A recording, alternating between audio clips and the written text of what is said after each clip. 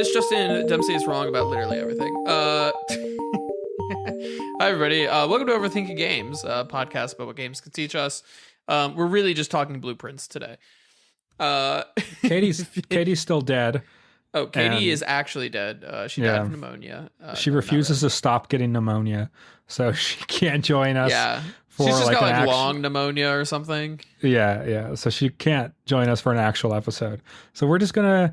Seth finally played Blueprints, the whole thing, and so we're gonna talk about that as a continuation from last week. Yeah, by finally, it's more like as soon as we talked about it last week, I immediately played the game for about 3 hours.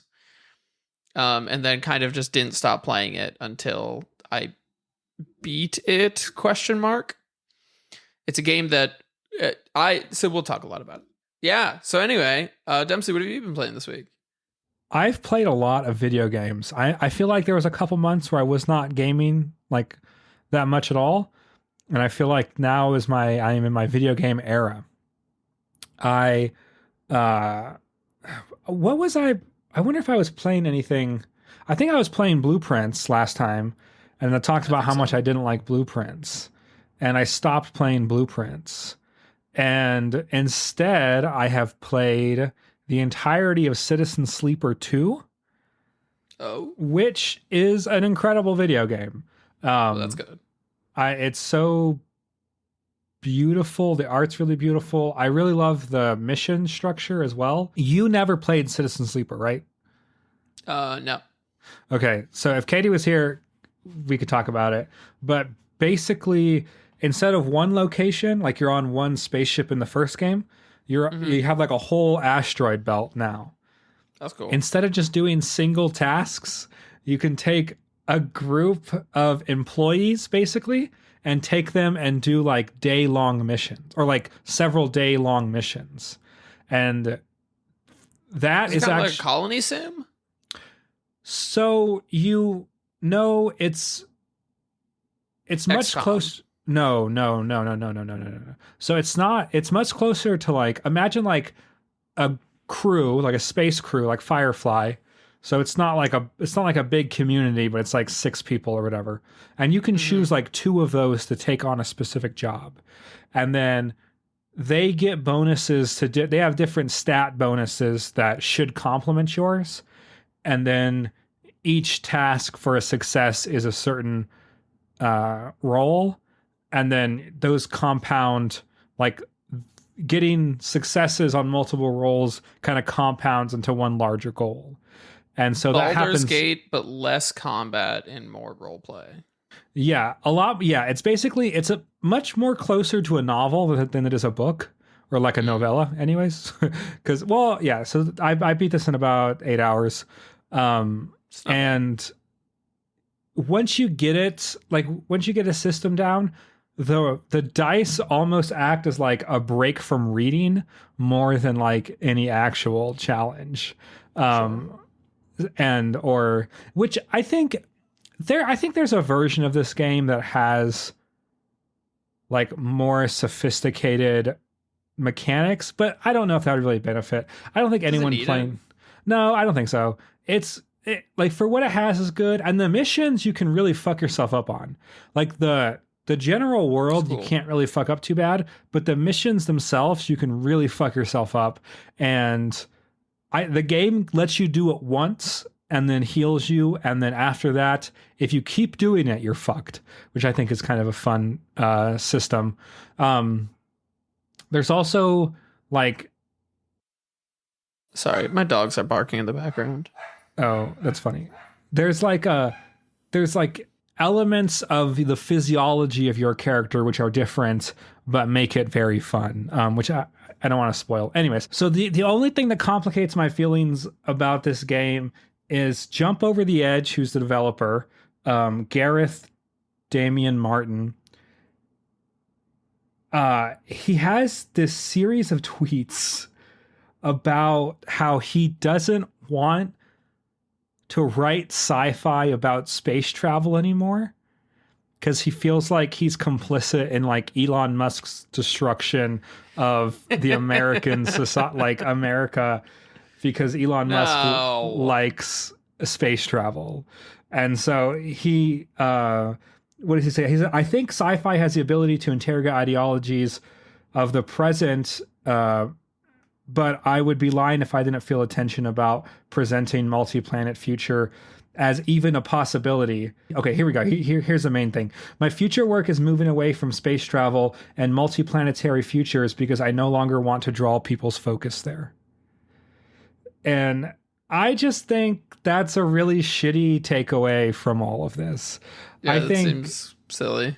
I think it's shitty on multiple levels. First of all, I think that there's a possibility that space travel will be not like interplanetary space travel, maybe, but like maybe resource extraction or maybe some kind of space-based economy, maybe in the next 100 years. And if we don't tell good stories about that and just leave it to the worst possible people to tell stories about that, that's not a healthy way to view what we're doing up there. Like, I think we need Star Trek, and we need like hopeful, nuanced, emotional stories about how we deal with space travel, told by people who love it and care about it, or else the only people who are controlling that narrative are kind of the henchmen of these evil billionaires. And I think progressives have really given up on talking about space optimistically at all. And that's a huge frustration. And the developer of one of my favorite sci-fi universes ever has basically said that he doesn't. Yeah, he doesn't want to talk about space anymore because of the political climate, which I don't know. That's really, I wanted to act like it didn't sour me on the game. And I think the game's beautiful, and I think it's worth playing and paying full price for. I think it's a really good experience. But I don't know. That kind of like, there's so much beauty in the game. I think it's really unfair to dismiss it.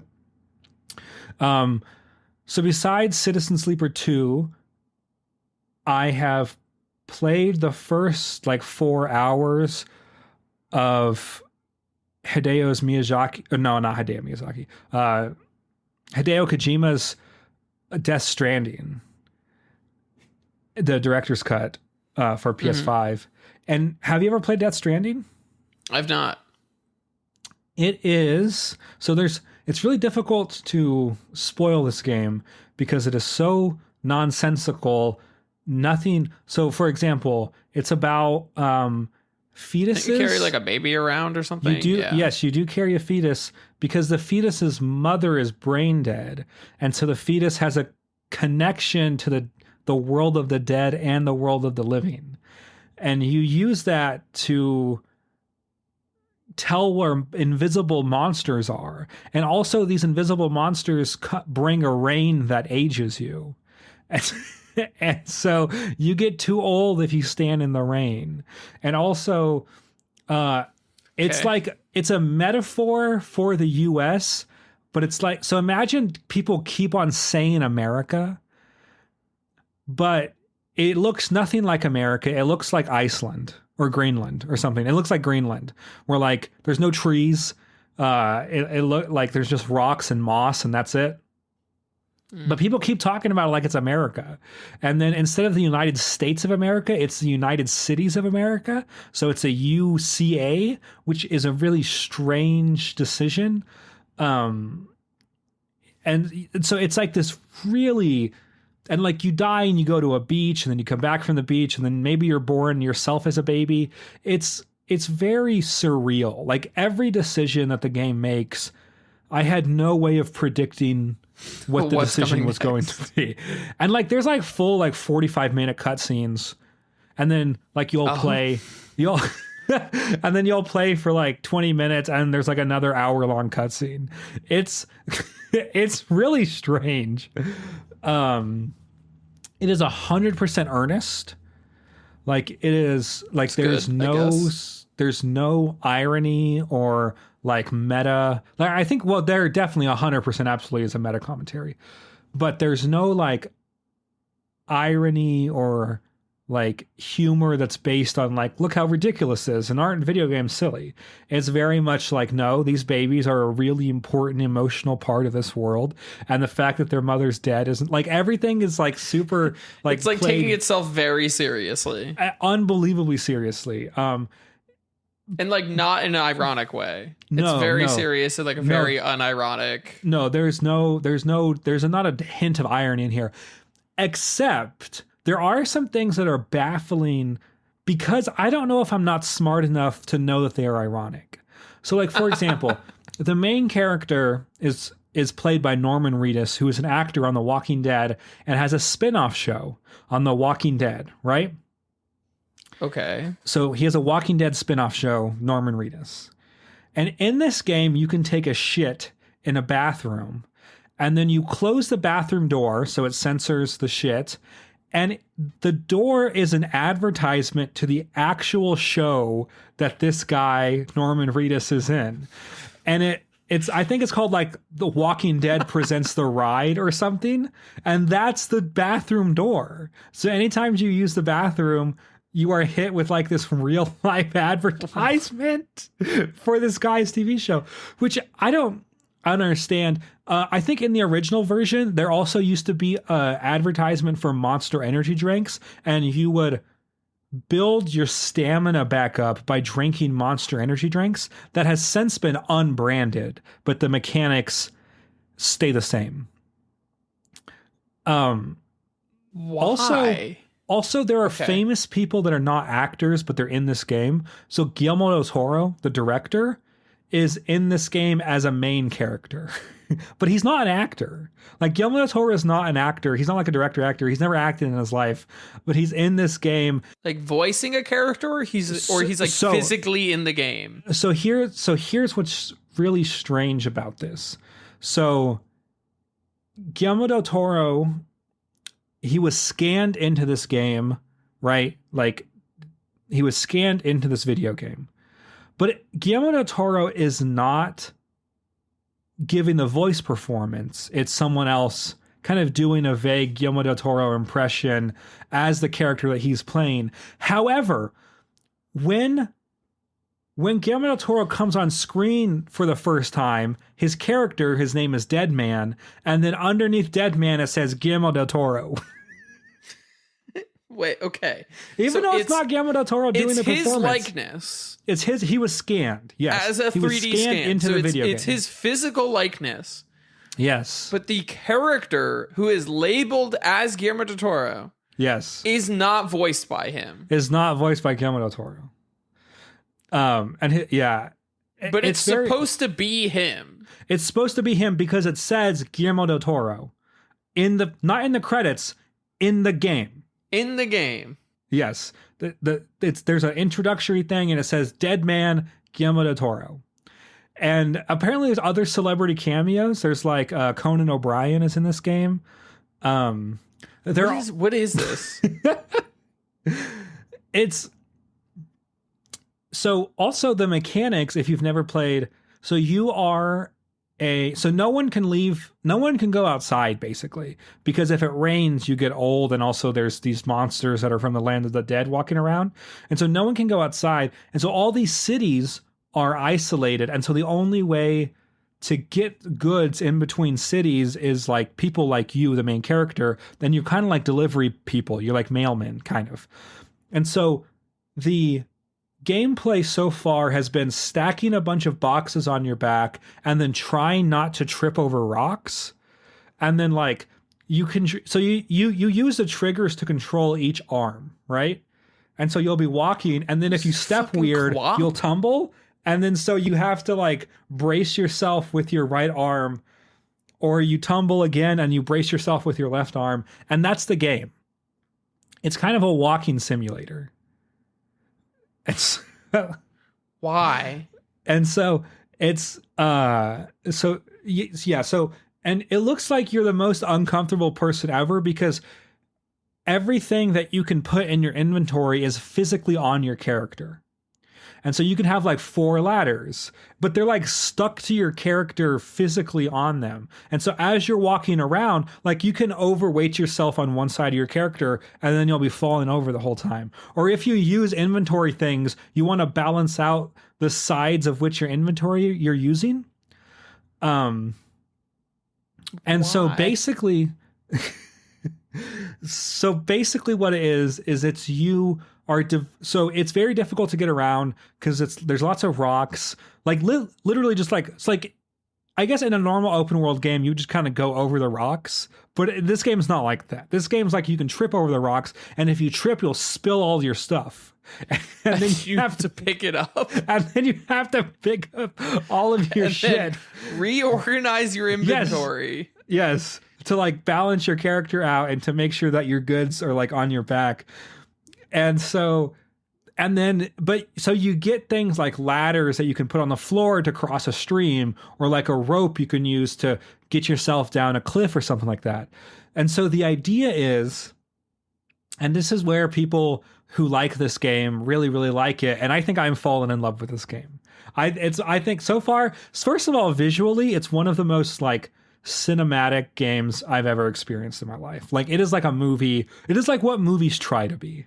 This game is like more cinematic than movies. It is crazy. Like the imagination and like bonkers decision making that is constantly happening in this game. And it's like the environments look just like photoreal. Like it's just photoreal environments. It's crazy. So the idea is that you can leave for other people, kind of like Dark Souls. You know how in Dark Souls you can leave a message for people? So you can do that, but with like items and bridges and things like that. And so the idea is that you all have to work together to make these paths to make it easier to walk or drive if you can build roads and things like that. But you will never have enough resources to build your own trail. So you have to like, it's asynchronous collaboration. There's not actual people in your game, but you get the items that people leave in your game. And so, or that people leave in their own game. And also with packages, you can hand them off to another player too. So let's say this package goes somewhere else. It physically has to be taken there, but you can put it in like a shared locker where people can kind of pick up packages as they're on their way. And then if there's a package that someone else needs delivered, you can kind of deliver people's packages for them as you're kind of going to wherever you're going. And so the idea is like the game is all about connection. And it's not like I hesitate to call it a theme, although it is a theme. But the characters will stop every 5 minutes and say, your whole life is about connection. And then thank you for connecting us. And wow, this really is all about connection. And like, so like it's a theme, but like not in like the literary sense, I guess. It's not hidden. No, it's not like built into like the larger narrative. It's like very blatant, and they're just telling you. Yeah, they're just telling you, hey, this is the theme of this game. It's about connection. But I do think there's something really cool about another game that does this really well is called Nier Automata, where you can leave resources for other players, and then at the end you all sacrifice your own lives to kill God. And I think there's something really beautiful about like this very Japanese version of existential collaboration. I wish I knew more about Japanese pop culture, because when I tell you Death Stranding is the most Japanese thing I've ever played in my life, like I wish I knew the elements that made it feel Japanese. Even though it's all American actors, it's the president of the United States. It's like supposed to be America, or at least people keep on calling it America. People are like, we got to save America by connecting the cities back together. We got to save America. The American people need you. But like, it's a very, I don't know. It's extremely Japanese. I am loving it. I think it's fantastic. And then another game that I've played, which is quickly becoming a game that I love very much. It sounds like I love all video games all the time, which is not true. This is mostly true. Because I think Blueprints is bad, but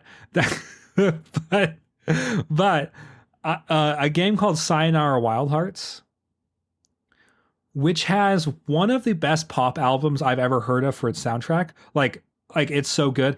It's basically it's not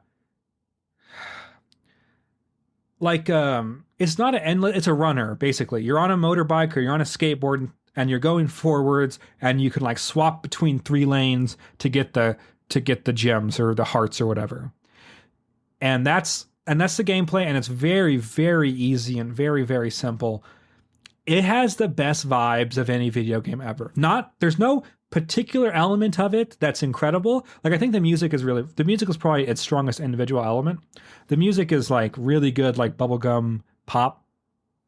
And then the visuals are fun, and the gameplay is fun, and like the camera work and like the level design is good. But like as a package, like the vibes it gives you is just so incredible. Like it's this weird, like astrology inspired, you like turn into different deities. It's about getting over a breakup. Like it's so like kind of everywhere and surreal, and everything's like purple and pink and blue, and cell shaded, and like it's like imagine like Rainbow Road, but like less hard and a billion times more psychedelic, kind of. Yeah, I'm really, really, really loving Sayonara Wild Hearts. The thing that made me want to play it is I downloaded it because I got it for free, and then just like you know how like on your PS5 when you like hover over a game you can hear the music? Yeah, so just from that, I was like, oh, this soundtrack fucks. And then I played the game, and I was like, oh, this soundtrack is really fucking good. And then I've been listening to the soundtrack on my phone at work, and I'm like, oh, this soundtrack fucking, it's incredible. They made, this same publisher made Lorelei and the Laser Eye, which I think is a very different game that was nominated for a bunch of Game of the Year awards last year. But anyway, so it's published by Annapurna. If you like any kind of like fast movement vibe games, there's pretty much no challenge to it. I mean, there is a little bit of a challenge to it. The challenge comes in not finishing the levels, but in like the higher ranks you can get in the levels. So you can I don't know if it's possible to fail a level, but you'll get like a B or an A or an S or whatever. And so that's kind of the gameplay. I'm very excited to play this very high because it seems like it's kind of tailor-made for that, like low skill, high visual context, really good music, like really vibes-based experience. Anyways, okay. What have you been playing? I've pretty much exclusively been playing like Bloons Tower Defense and Blueprints. I played a little bit of Borderlands 3. I think I forgot to mention this last week because we got talking about other stuff. But I have been playing a little because Borderlands 4 is coming out soon-ish. We're also like a week and a half out from the Elden Ring Night Rain release. I think that's on like the 25th or something. So I'm excited for that. It's coming up. But no, essentially just Blueprints and Bloons Tower Defense. So I played one more game. Yeah, go for it, because we'll probably talk Blueprints. So it's called like a star named Eos. Okay. And I finished it in 2.5 hours. It's a little point and click adventure photography sim. I liked it more than I liked Blueprints because I finished it and I made progress, and then I got the story, and it was pretty easy, and the puzzles were kind of obvious the whole time. And the story was like really sappy and melodramatic. And that's like, kind of my vibe. So a star named Eos. I would not spend more than like $10 on this game. I don't know how much it goes for. It's a really simple point and click adventure game that ends up with like, I don't know, like enthusiast level astronomy at the end. Like you're like out with like a upper tier consumer level telescope taking pictures of the stars, which I think is a very fun way to finish a game. Yeah. Why not? It's very like it's very like memory and cosmic connection. The writing is very like B tier. Like it's not like Citizen Sleeper or like anything that's great.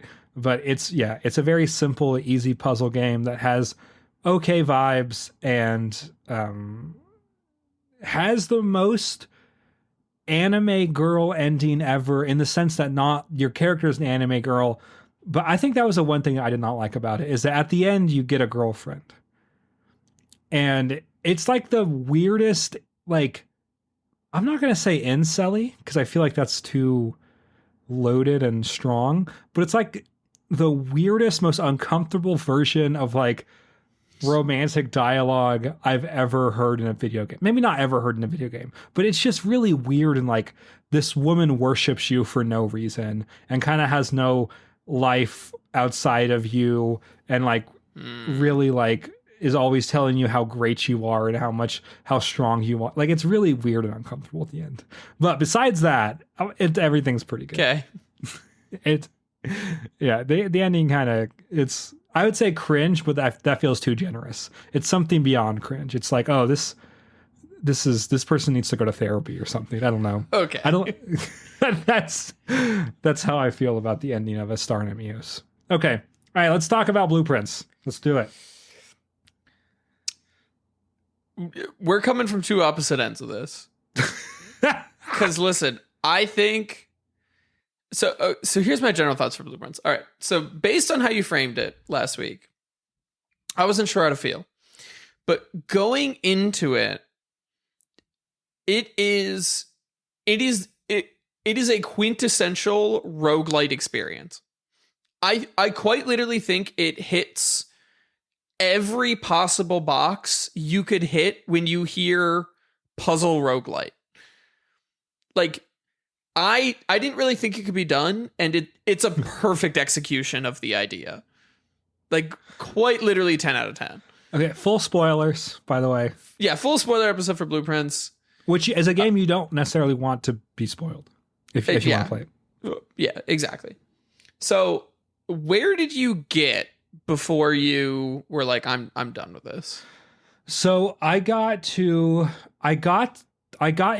the room where you had to put, so the room where you get the basement key. So yeah, you got into the antechamber. I got into the antechamber, and then there's that room that stays, that doesn't go anywhere, that you have to go to the back of it and open it, right? Yeah, you have to activate it to lower the elevator so that you can actually like take it down. Yeah, you have to activate it to, yeah. And that's about as far as I got before I was like, oh, I have to get that key again. Fuck that. I have to, because you have to get back into the antechamber the same way. You have to hope that you get a lever and then get the garden and then get back into the antechamber and also get back into that fucking room with the elevator all in one run.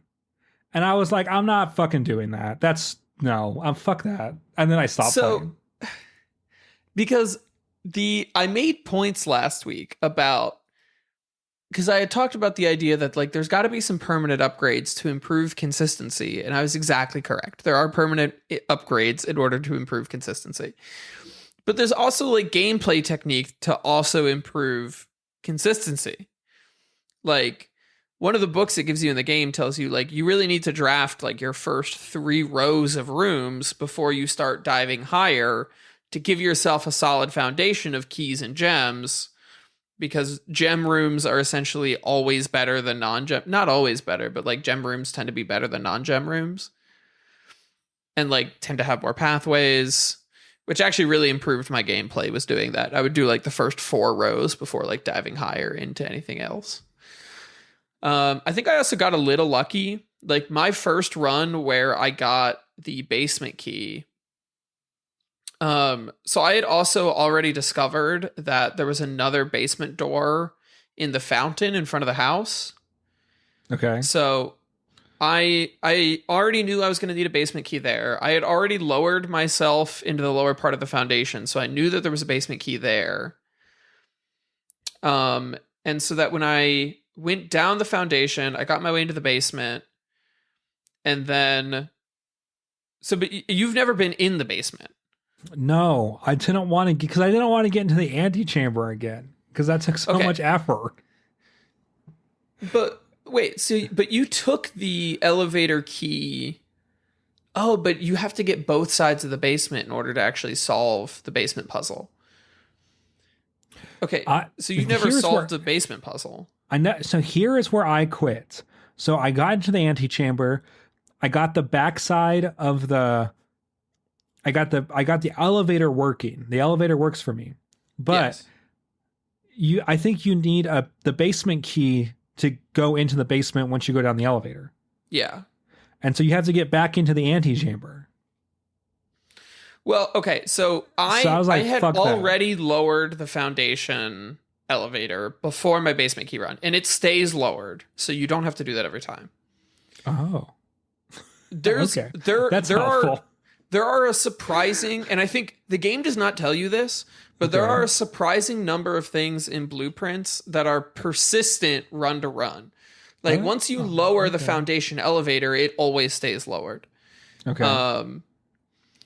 There's a few That's things that are interesting. permanent upgrades, like the outside room is like a permanent Yeah. upgrade. Yeah, I got the outside room, that was one of the highlights for me, was like the key in the garage and putting that together, and because you have to get the breaker to turn on Yeah. the garage.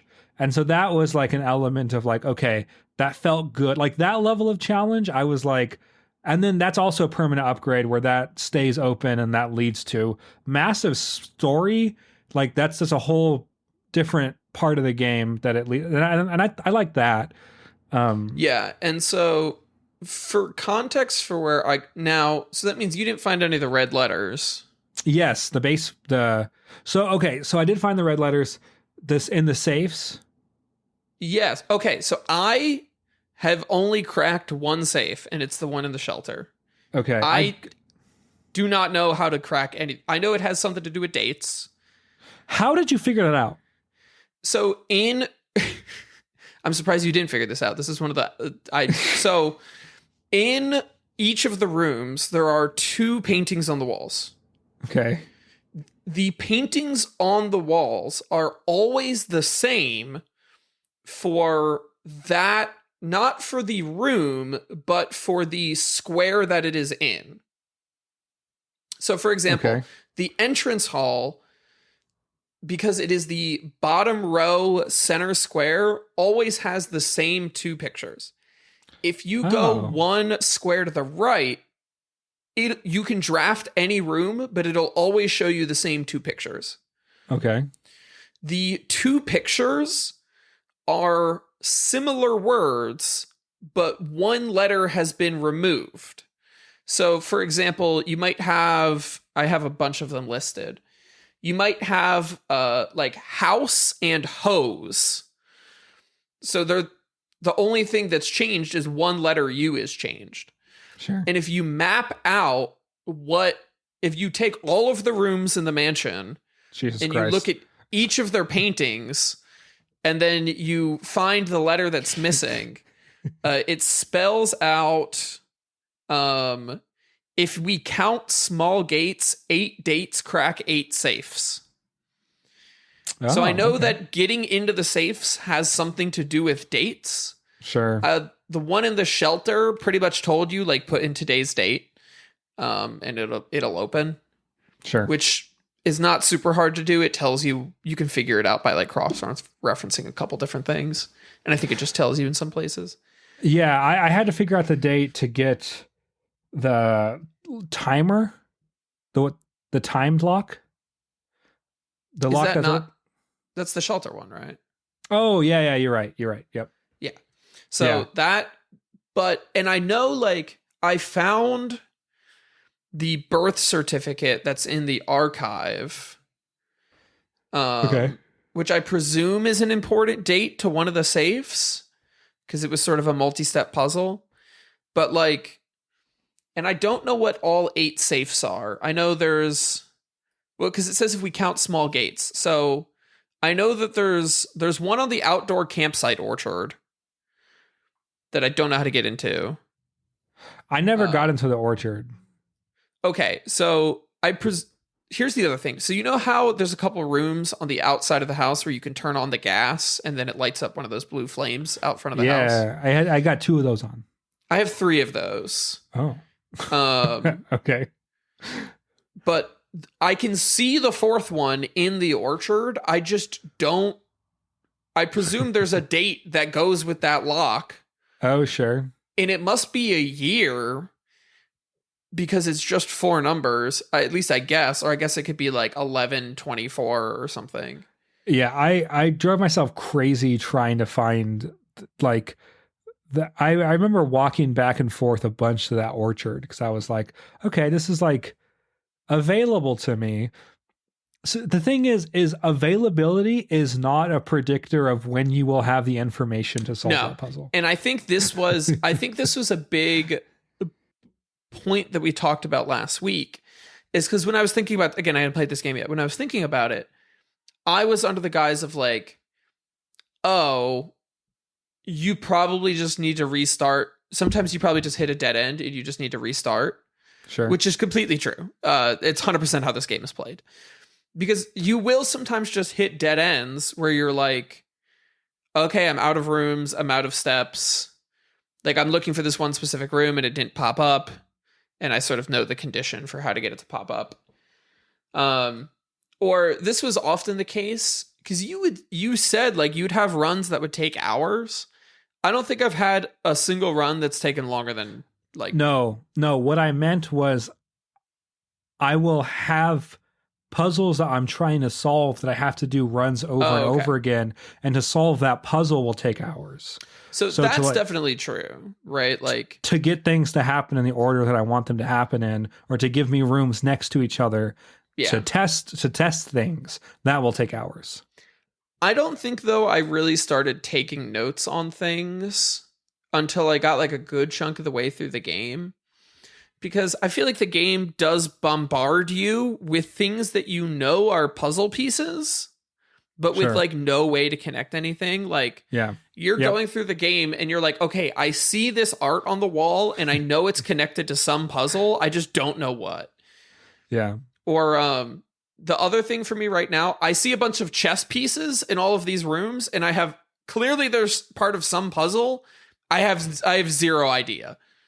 Sure. So I have a question. Did you get the breaker button sequence? Yes. How the fuck did you get that? It's like, really not that complicated.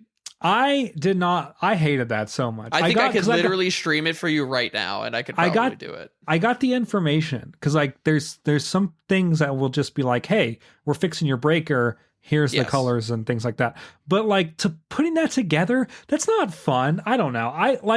That's when I was like, I'm not gonna put this together. That's too much. I don't know. I think for that, I tried it once or twice a while ago, and I was like, this doesn't make sense to me. But then I remember saying like and then I played the game a little bit more, and it was like, hey, we'll email you more instructions. So then you go through the game a little bit more. Okay, you need to get to the office to do the email. So, okay, you finally get there. Yeah. And then you read the emails in the office and they're like, okay, here's this specific passcode. And you're like, all right, whatever. So you go do it. I think when I went back to the breakers, it was like, hey, you need these to be purple. And I think I fiddled with it for like a couple minutes. And I think it just like clicked in my head that I was like, oh, like the rightmost one has to be red. And then I can kind of work like right to left. Yeah. And then sort of double back to the right and do it again. I hesitate to say it, but I think my brain just kind of like puts those kinds of puzzles together fairly quickly when it just like synthesizes it in the background. Yeah, I absolutely could not like cognitively figure out how to do that thing puzzle. The ones I did like, that was a very pleasant thing, like a very pleasant, very small, low stakes logic puzzles, were those 3 chests that would come up and you had to, and they were like 2 of them are a lie and 1 of them is true. So, I loved that room so much. Those are fun. The parlor room is fun. My problem is I unlocked a permanent parlor room upgrade that just gave me 2 keys. Oh. Which the math is stupid, but I think it essentially narrows you down to like a 50-50 chance of getting it. Despite the fact you have 2 keys and 3 tests, you don't actually have a 66% chance. Sure. It's a Monty Hall problem.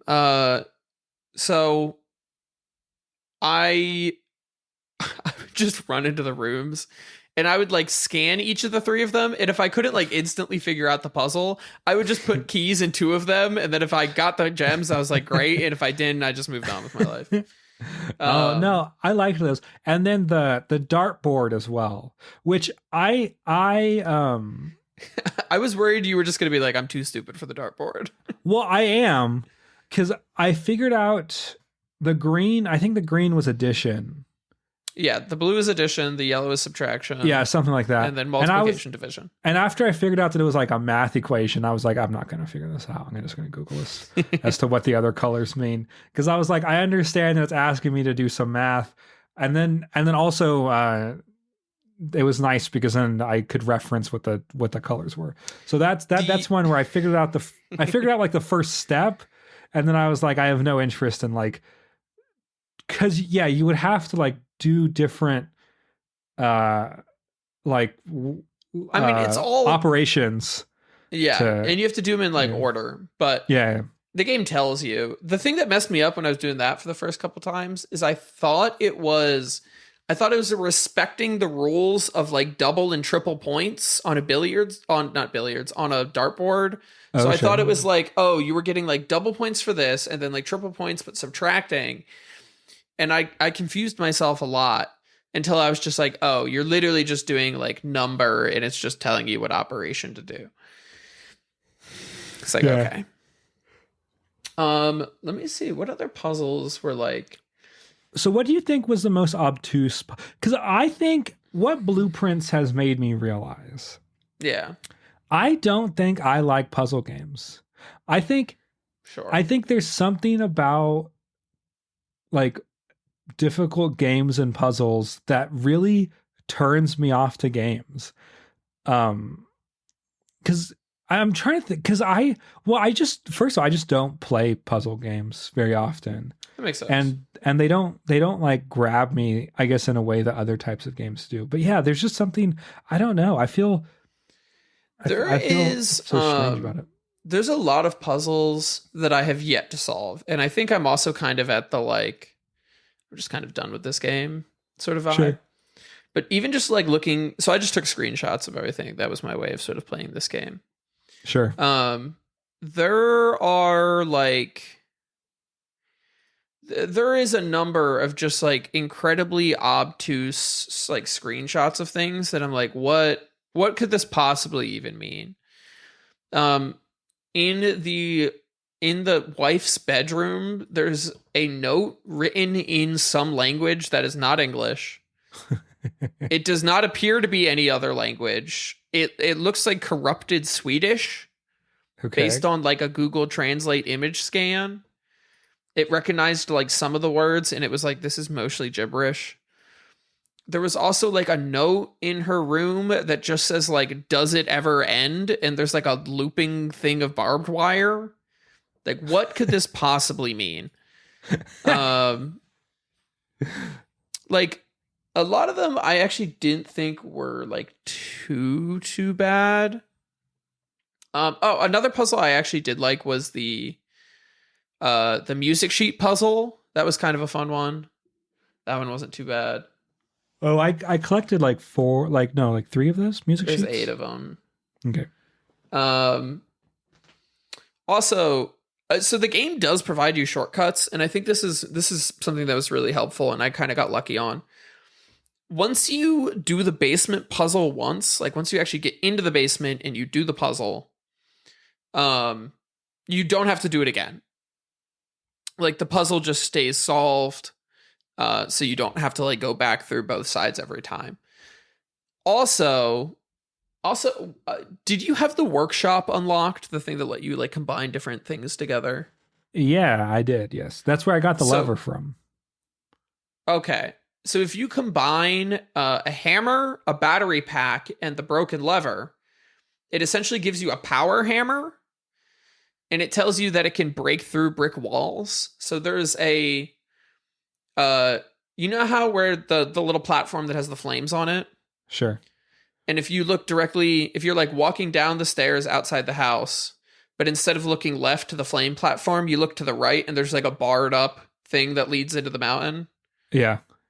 You can take the power hammer to that, and that leads you into the basement. So it unlocks a permanent path into the basement so that you don't have to go to the antechamber and then back into the foundation every time. You Sure. just skip straight to the basement. Sure. But in order, like, you can't do that to shortcut the whole game, because in order to actually get down there, you have to do like the basement puzzle up top the first time in order to like solve everything else. So, but essentially what happens after you get down into the basement, you have to like solve a puzzle down there, which I want to talk about later. It unlocks the reservoir, which is a place I knew had to exist somewhere, because in the pump room, it mentions the reservoir. And then there's like a big gear puzzle you have to do down there.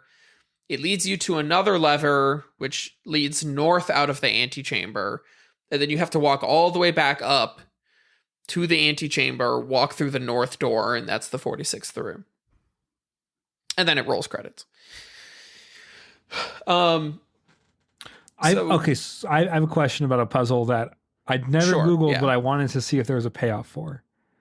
Did you ever find the paper plane in the bushes? I have no idea what the fuck you're talking about. Okay, so I don't know if that's... maybe I literally zero clue. So in the kid's bedroom, he talks about how the I think it's either the older or younger brother. Like when the brothers remember this. When the brothers are fighting in the diary, where one of them gets in trouble and the other one writes how it's the best day of his life because his brother got in trouble. And then they talk about how there was an airplane lost in the bushes, and the airplane, like, there's some significance to the airplane. Oh, it's probably some fucking note that gives you a puzzle clue for...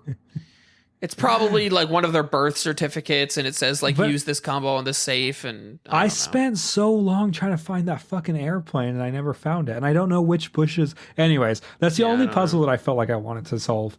That I was like, I can't. I have no. Anyways, but okay. So just one last thing. I'll scroll through my notes doc here and try and see like what puzzles I missed or that I like didn't get around to solving.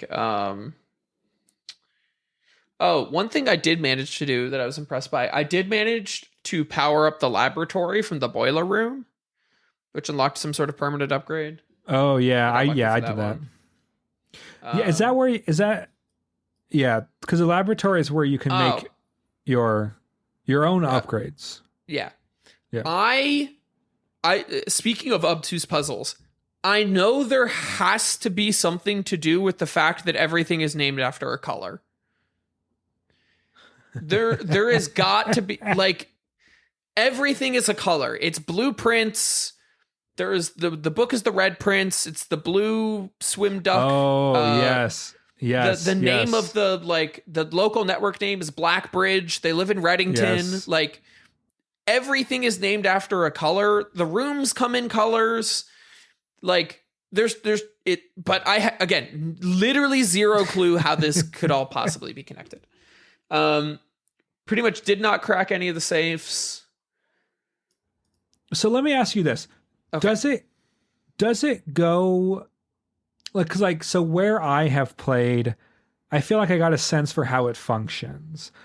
Mm-hmm. Is it pretty much just more of that all of the way, where if I've played that far and didn't enjoy it, I'm probably not going to enjoy it? Or does it break? Like, do you go to an entirely different location? Is there like an entirely huge, like, you know, another big part of the house that you go into? Like, because people talk about how there's so much depth into it afterwards. And so I'm just wondering if there is like a big reveal or a big change that happens at some point. I don't think so. Okay. And so this is where there's a lot to talk about for this game as a roguelite. And I had this written down somewhere and I don't have it. So I'm going to have to do a quick Google search here just on roguelites. So the long story short is, I want to talk about like evaluative style, why I think this game's a great roguelike. Okay. I'm excited. It hits literally all the criteria. So back in the day, a bunch of nerds got together and they essentially literally held like a big conference and they were like, here's what we think a roguelike actually is. So it needs random dungeon generation. Check. It needs permadeath, which the sort of roguelite style is like permadeath in the sense that like you restart, but there's some persistent upgrades. So check. It's turn-based, with a note that gameplay is usually step-based, where player actions are performed seriably and then take a variable measure of in-game time to complete. Game progress is based on essentially turn-based, which this game doesn't necessarily fulfill, aside from the sense that, like, moving into each room is sort of like a step in a traditional roguelike, because there's no penalty for you just like staying in a room for as long as you want. I don't think the game times out on a run. Like, I don't think it just goes to like the next day and then it's like you fall asleep. I made dinner one time while I was in a room, so I don't think it does. It's grid based. It's non-modal, so like you can kind of just do whatever whenever. Like, the game is not going to be like, oh, you're in chapter 1, therefore you can only use the grappling hook. Sure. It has sort of like emergent gameplay, maybe not as much, but like it does try and play into that with like the workshop a little bit. It is a resource management game. It's not hack and slash, but it's a puzzle game, and it's required to explore to discover the purpose of unidentified items, which you have to do every time because it's randomly generated. So like if we look at like the criteria of what makes a roguelike, like it hits, like it's got it. And I think if you wanted to play the game sheerly as a roguelike, it works. Like, everything about it is fine. And in fact, like it plays a lot of its roguelike ideas on its sleeves as far as like the history of roguelikes. So like in a lot of the early rogue games, and if we look at something like NetHack, which is sort of, I think, one of the quintessential roguelikes, the goal of NetHack is you dive all the way down into the dungeon, you get the Amulet of Rodney, or Yendor, it's Rodney backwards. You get the Amulet of Yendor, and then you have to take it all the way back up. Much in the same way in Blueprints, where you have to go all the way to the antechamber, make your way sort of back out of the house to the fountain in order to complete the basement puzzle. And then the basement puzzle is a Sokoban puzzle, which is a puzzle that's famously a NetHack. It's a type of Japanese box-moving puzzle.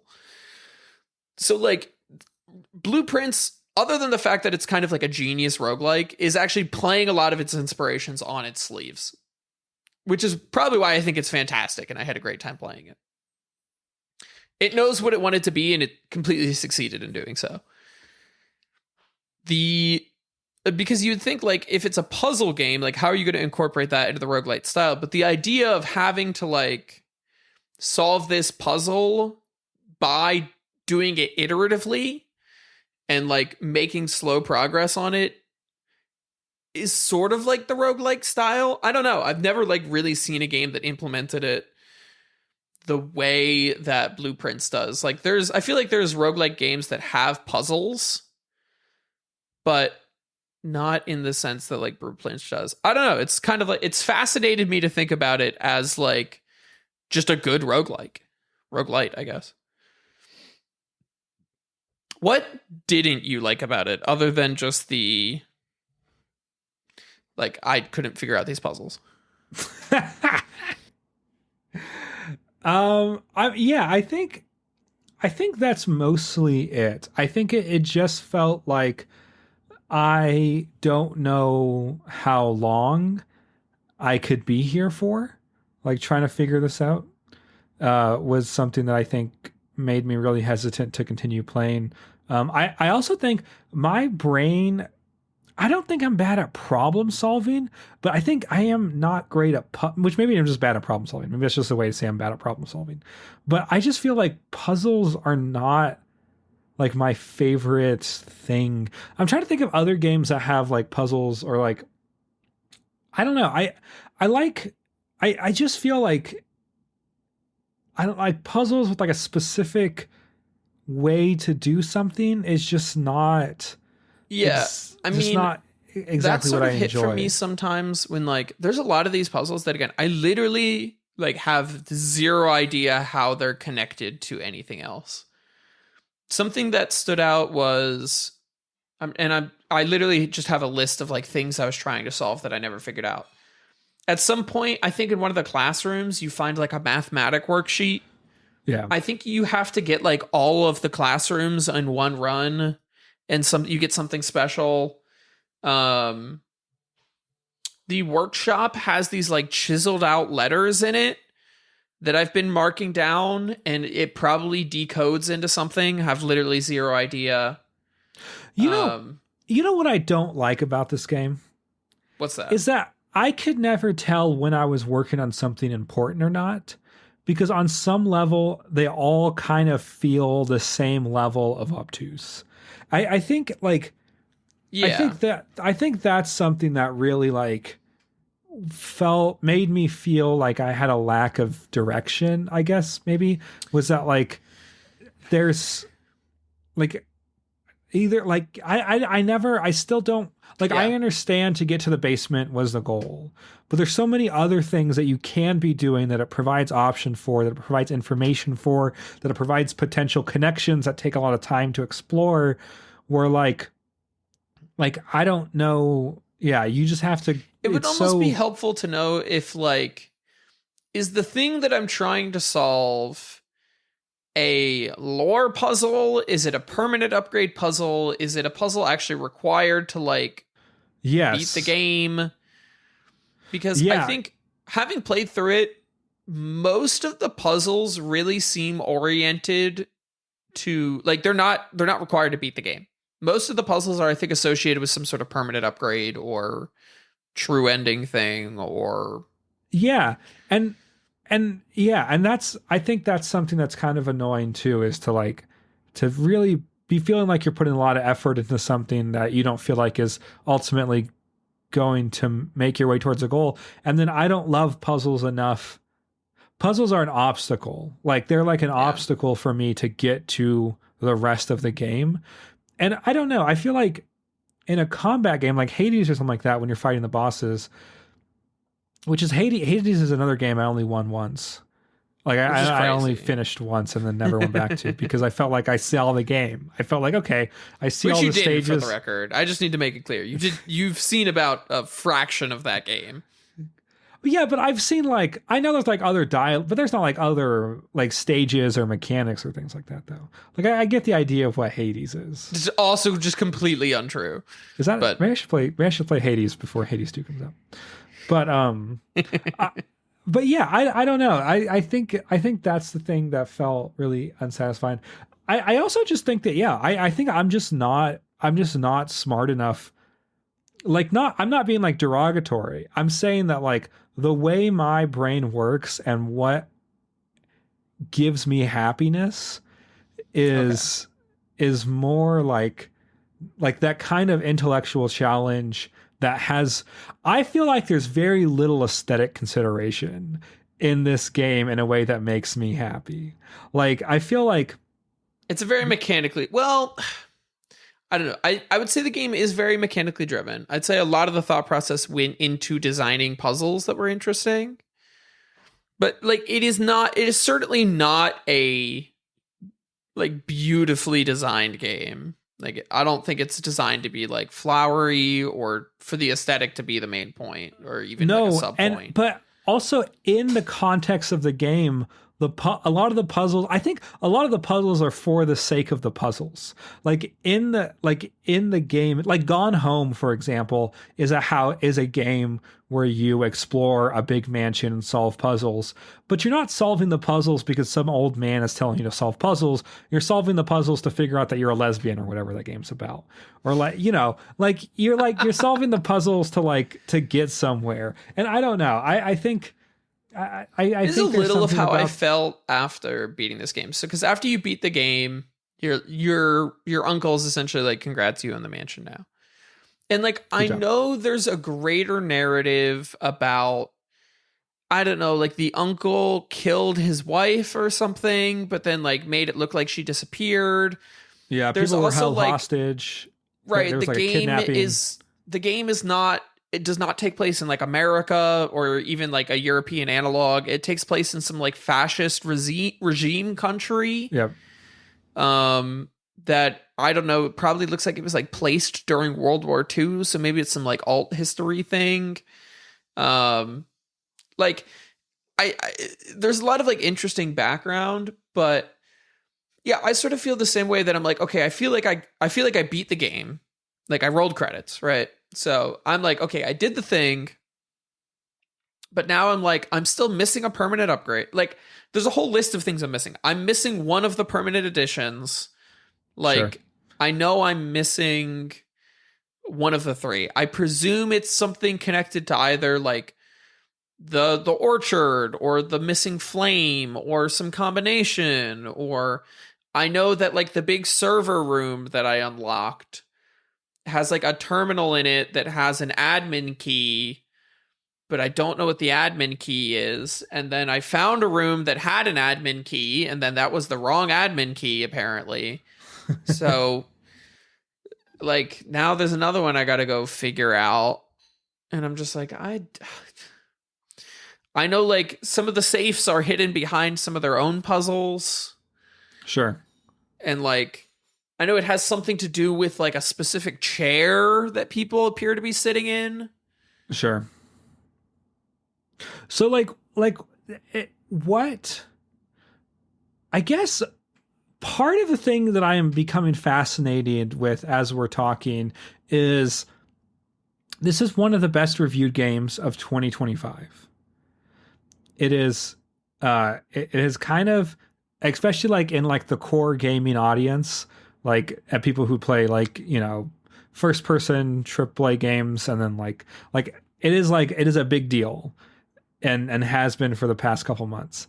And for me, I feel so out of the, like, it feels so. What do you think people are connecting with the most about this game?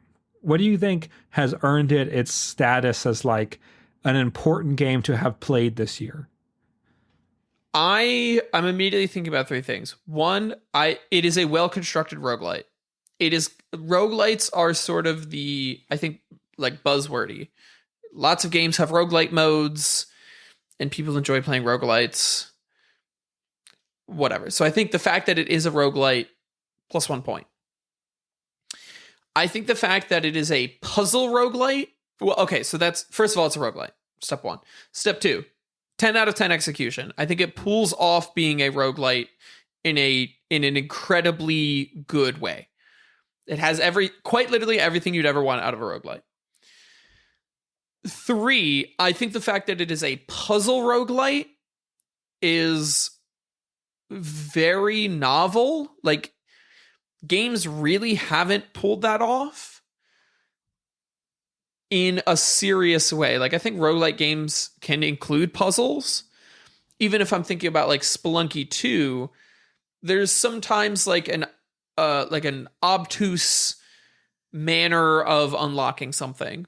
So in Spelunky, it's, you have to like, there's like a series of items you need in order to get to the final area of the game. You need to beat the first major boss by having him drop through a couple layers of the floor, and then you grab an Ankh that lets you respawn, and then you go to the next area of the game where you have to take like a secret hidden door that lets you beat a boss, that lets you get a special tablet, so that when you go into the next area of the game, you have to go into your like encyclopedia of in-game items and then read the tablet description so that you know which Ushabti to grab to give you the Kirin that lets you go into the last area of the game.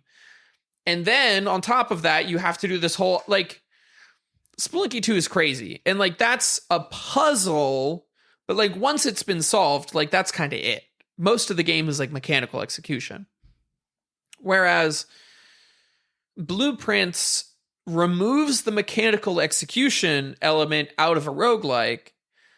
And, well, it doesn't remove it. It really simplifies it, right? Like, most of the roguelite puzzle in the gameplay is just like, how do I pick rooms such that I can actually like navigate to where I want to go into the house? Which is not hard, right? Like, you're just connecting hallways.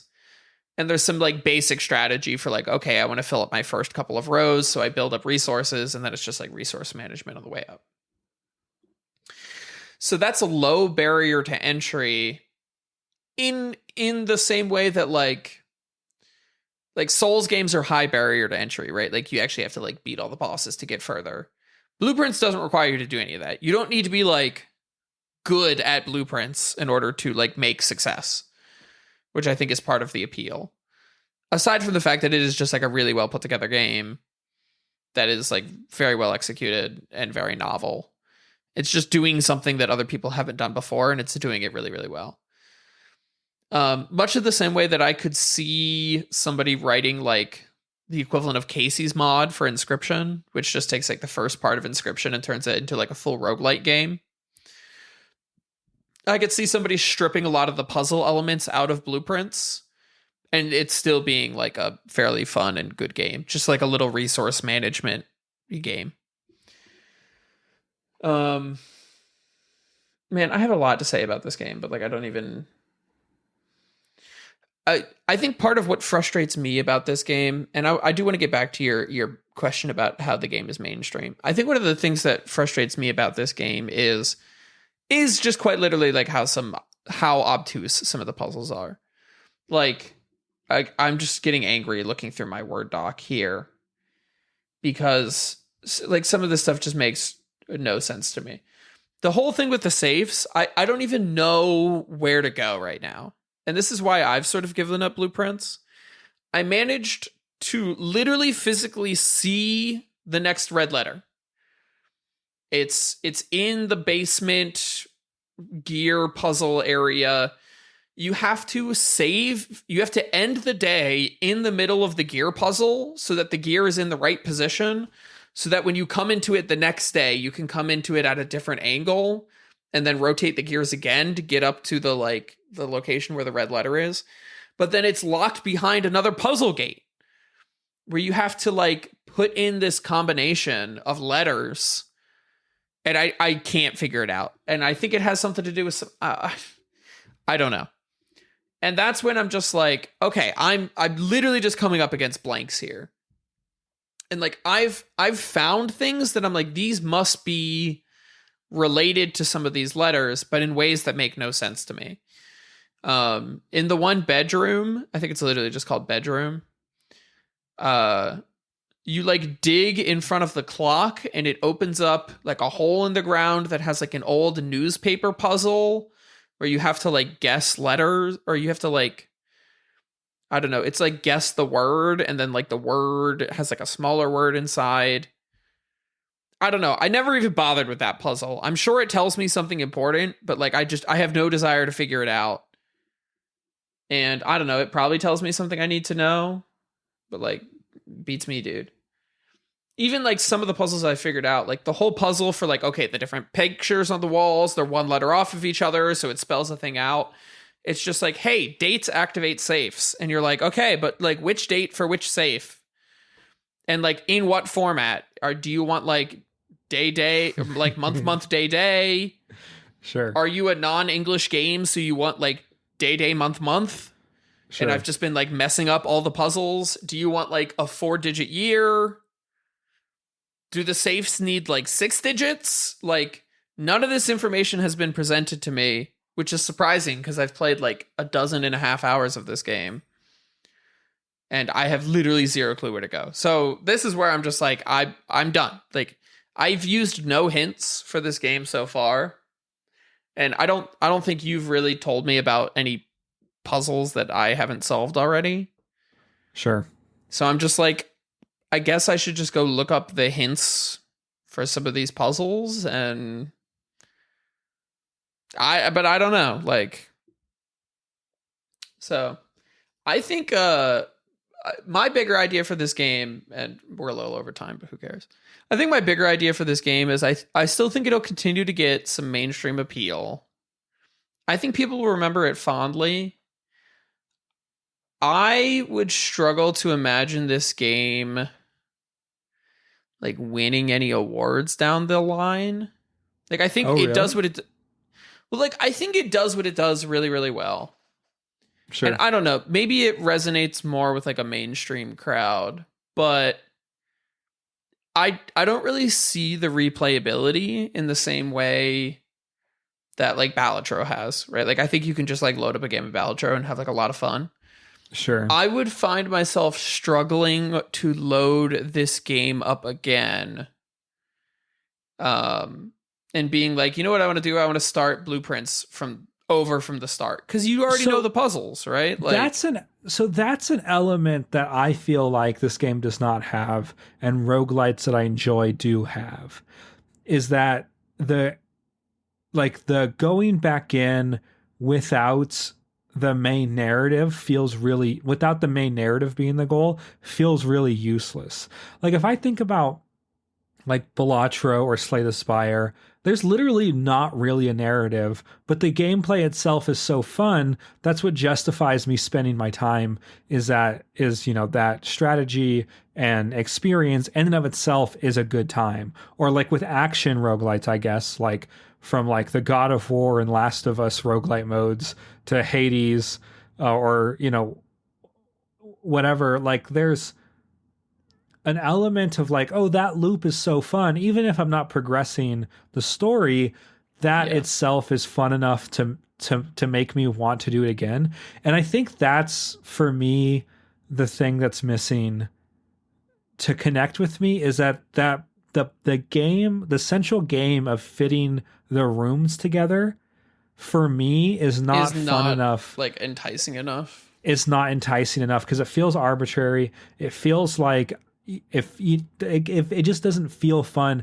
I could do it for a little bit to make progress in the game, but I'm chasing narrative satisfaction, and these obstacles are being put in my way, rather than in other roguelites where I'm not chasing narrative satisfaction. I'm chasing the other emotions that come with near death escape in Slay the Spire, where I was almost dead and was able to get my way out of it, or something like that. Like there's other experiences in other roguelites that I find fulfilling, that they give me. Yeah. But the central loop in Blueprints, for me, does not give me that emotional fulfillment that I'm looking for. I think that is where I bounce off. Part of it still feels like maybe I have a lot to explore. Like there's still definitely elements of this game that I don't know about. And so one of the things, when you finish the game, it tells you like, here are your trophies. So here are like all the different things to complete in the game. And so I'll list these off to you, and I think some of these will make sense to you, and some of these are going to not make sense to you in the same way that they wouldn't make sense to me. So it says, draft a full room in each open slot of your house for an achievement. Fine.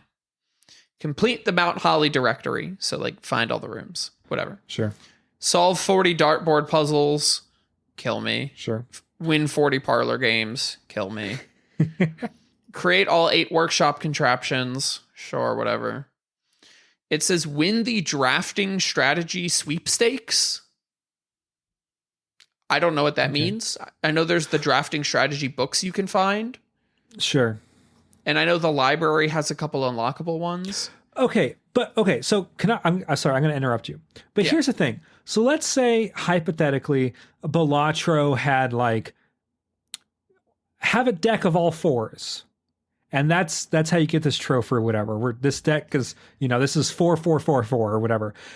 That's fucking gold. And I would spend my time seeing an opportunity to make that deck, and then working towards that deck. And then even if that deck wouldn't work out, it would still be a fun challenge to try to get that when the opportunity presents itself. But like the idea of filling up all of I understand what that it means. The idea of filling up the entire building with rooms, it doesn't sound like a fun thing to accomplish. No, and we've had this conversation before about like achievement design, where I think some of these are good and I think some of these are obnoxious. But here's 2 that I don't even understand. Unlock all 8 realm sigils. I literally have zero context as to what the fuck that could even possibly mean. So like, I don't know. Maybe there is more to this game. Like maybe we've only gotten through chapter 1 of Inscryption here, and like there's a whole other game that we haven't discovered. That's a possibility. And like maybe I need to go explore. Maybe I do need to do some of this stuff. Because this one says solve the puzzle in room 8 on rank 8. What does rank mean? Rank would be like 1, 2, 3, 4, 5, 6, 7, 8. Rank would be like the eighth yes, row. Yep. But there's only 5 rooms on the 8th row. So, like, again, am I missing something? It says reach room 46 in dare mode. I don't know what that means. Reach room 46 in curse mode. I don't know what that means. Well, I know what one of those means, but the idea that there's different modes, though, for me implies that the game wants you to be satisfied in the core mechanics. Like, the game wants you to have fun building your trail of rooms. Maybe I just need to look up some of the puzzles so that I can, like, I don't know. Maybe I come back to the podcast next week and I'm like, guys, we didn't know what we were talking about. We have to, like, throw out the last episode. But right now, I'm just like, do you enjoy putting the rooms together? Like, is that what you find fun? Like the thing you are spending most of your time doing, which is deciding which room goes next. Is that a satisfying? Because, like, in Hades, the combat is fun, and the killing the monsters and dashing around, that is a fun thing to spend my time doing.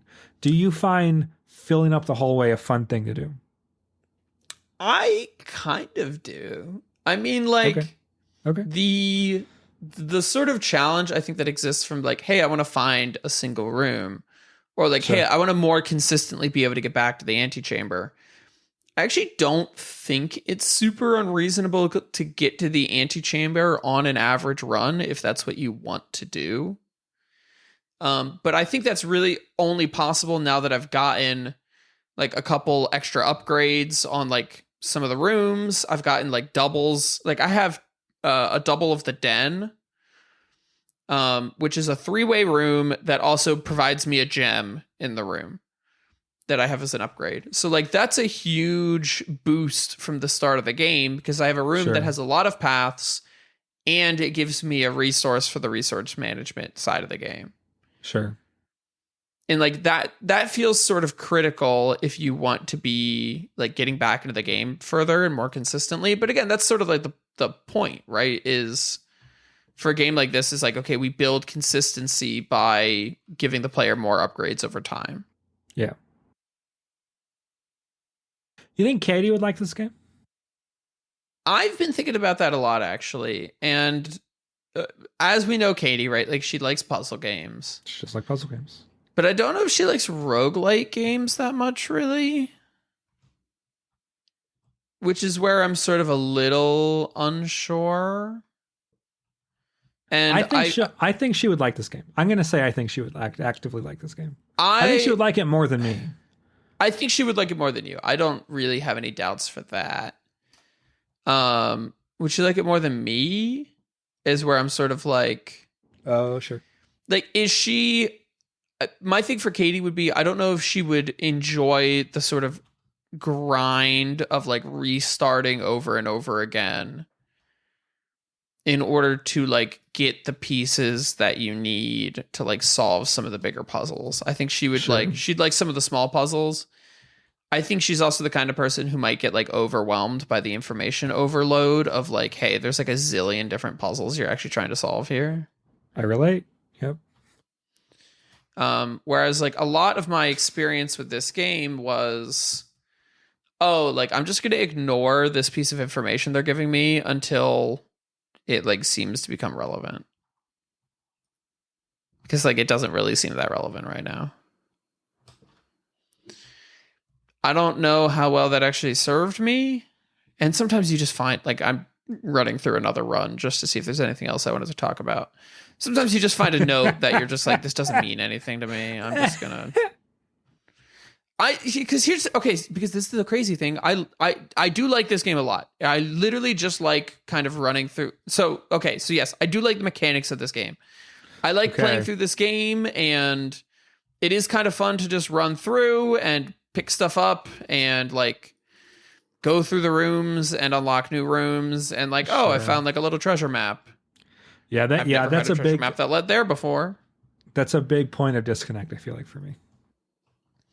So yeah, I feel like and that's a very, like, valid case. Like, if you don't enjoy that just like running through the rooms and seeing like, oh, hey, can I like fill up the whole house? Or like, oh, I'm trying to find this one specific room, and in order to do that, like, oh, it's going to probably take me a couple runs of doing it. Sure. I'm just kind of like, all right, whatever. But I can see you being like, yeah, this sucks. So, I don't know. We should probably get ourselves wrapped up on here. I don't know really how much more I have to say, but I like Blueprints. I don't think it's Game of the Year material, is my sort of wrap-up idea. I think it's really good. I think it's going to get a lot of recognition, which it already has. I think we're going to get to the end of the year in the Game Awards. I can almost bet that this game is going to be nominated for Game Awards, and I'm very confident it's not going to win like Indie Game of the Year. Sure. Yeah, Silksong will, obviously. Is Silksong really an indie game? It's made by two people. It's not like they hired like a studio. It's made by two guys. I'm not convinced. It's I think Silksong is an indie game. I think it would be so funny for Silksong to win Game of the Year. Can you imagine? Silksong being nominated for Game of the Year? Because there's no way it's going to be. Because I think everything that Silksong can do, the industry has been doing well for like the last 5 years or whatever. It's not going to be groundbreaking like Hollow Knight was. But the idea that like it breaks through and becomes Game of the... It's so funny to me. Anyways, if you have any opinions on Blueprints, if you've played Blueprints, if you've listened without having played it, that's crazy. You shouldn't. If you've played Blueprints and you have opinions, let us know. Whose opinion do you resonate more with? Me, who thinks that this game is tedious and unfun, or Seth, who likes to make the rooms and run through the hallways? Let us know. I'm doing it right now. Hopefully Katie comes back at some point. I really want to do my episode on gender. It seems like a cool idea. Yeah, me and Seth kind of decided to not really do any serious topics while Katie's gone.